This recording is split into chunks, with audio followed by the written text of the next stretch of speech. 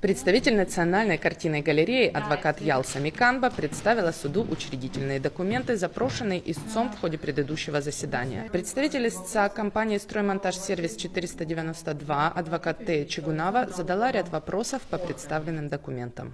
Данное спорное помещение было передано на баланс Министерства культуры с баланса Министерства здравоохранения. По этому поводу у меня вопрос. Скажите, пожалуйста, вот мы читаем пункт 2 данного постановления, где видно, что помещение по улице Лакоба, 31 передается в безвозмездную аренду. А вот я хочу спросить следующее. Именно это помещение Пушкина 8 было ли передано Национальной галерее без безвозмездную аренду? Ну, согласно постановлению, там располагается Национальная картинная галерея без арендного договора, то есть на основании постановления Кабинета министров.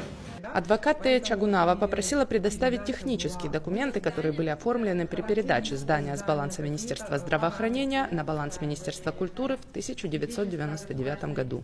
А есть ли у вас какие-либо подтверждающие документы, что включает в себя вот этот недвижимый объект по улице Пушкина 8? Что конкретно было передано? Какие объекты? Само здание было передано. Да, а характеристики здания, какие-то параметры, постройки, литера А, Б, то есть вот такие технические характеристики у вас есть? Нужно уточнить. Нет. На сегодняшний день в Министерстве культуры нет передаточных актов, в которых имеются соответствующие технические характеристики. Предлагаем к следующему заседанию поднять госакты, потому что госакты менялись и обновлялись за весь этот период времени с 1999 года. Мы сделаем соответствующие запросы в администрацию города тоже, предоставим информацию, в каком виде и объеме было передано имущество в 1999 году, так как там вносились изменения в чертежи по поводу земельного участка, так как на сегодняшний день там идет застройка. Да, нужно будет запросить соответствующие документы, чтобы иметь разграничение по земельному участку и по непосредственно самому зданию тоже. Сторона ответчика, то есть представители Минкульта, Кабинета министров, Управления капитального строительства и Национальной картинной галереи считают договор аренды ничтожным и не повлекшим никаких правовых последствий. Судья арбитражного суда Саида Гулия попросила сторону истца высказать позицию по этому поводу. Подписывал его уполномоченный человек, то есть уполномоченное лицо, его подпись никто не ставит под сомнение. Кроме этого, акт приема и передачи вместе с договором аренды были зарегистрированы нами в Госкомимуществе. Все условия, которые прописаны там, были приняты сторонами. И в данном случае говорить о его ничтожности не приходится. Те доводы, которые наши оппоненты предоставляют в суде, то есть утверждают о том, что там не было охранного обязательства и соответствующим образом не было зарегистрировано, мы считаем, что это неприемлемо, поскольку эта обязанность лежит полностью на Министерстве культуры, на государственном учреждении, который заключал эту сделку.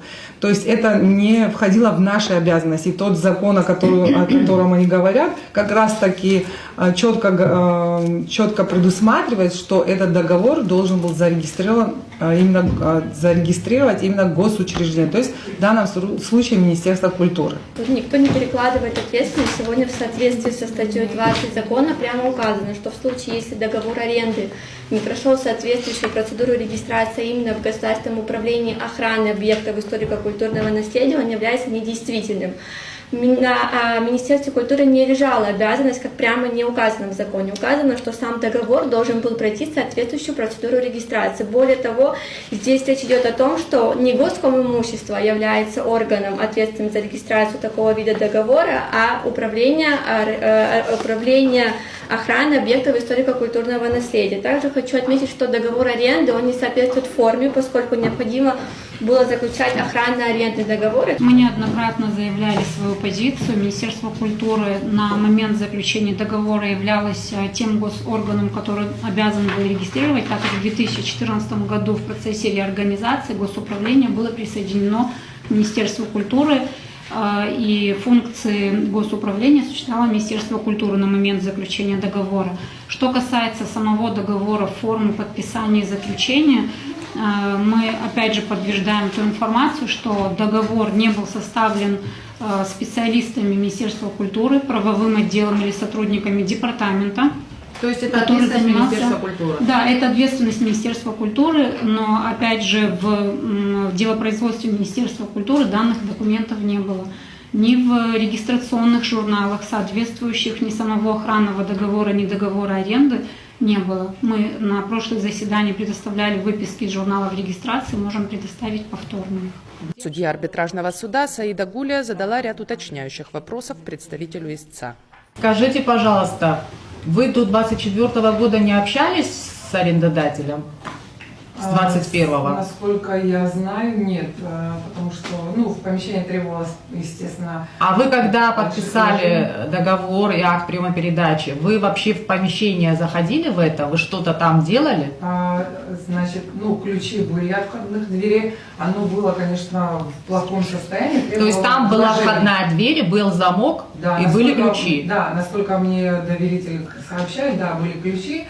И, естественно, помещение было в ужасном, непригодном состоянии, требовало много вложений. Поэтому они не могли произвести такой капитальный ремонт, который следовало бы.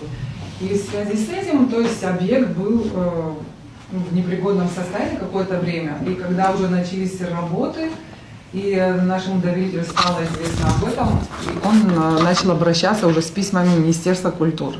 А вы планировали там проводить ремонт? Да, планировали. Они искали инвестора, и там должна была быть организация, что-то по развитию детей, по детскому... Детский центр развлечений, там развитие языка и все такое, что какая-то организация именно для детей должна была быть. В договоре аренды какие-нибудь условия или сроки по восстановлению данного здания ставились перед арендатором? Нет, никаких сроков не До ставили. окончания срока аренды вы должны были провести ремонт? Да, никаких сроков не было. Юрист Министерства культуры Ирма Цвейба прокомментировала информацию, предоставленную суду адвокатом Теи Чагунава. Информация, которая представлена представителем строймонтаж-сервиса, является неверной, так как они заявляют о том, что Министерство культуры не передавало ключи. На момент заключения договора здание было запущено, оно было огорожено металлическими ограждениями.